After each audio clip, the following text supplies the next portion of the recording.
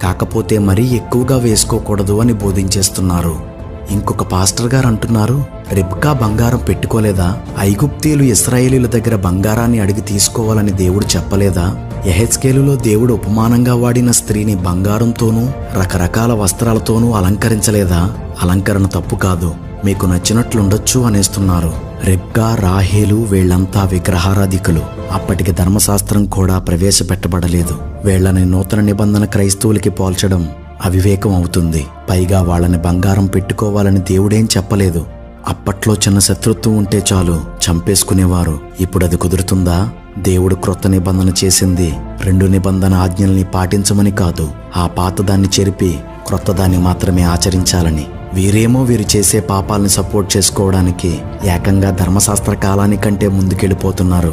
ఐగుప్తీయుల దగ్గర బంగారం మాత్రమే తీసుకోమనలేదు, బంగారం, వస్తువులు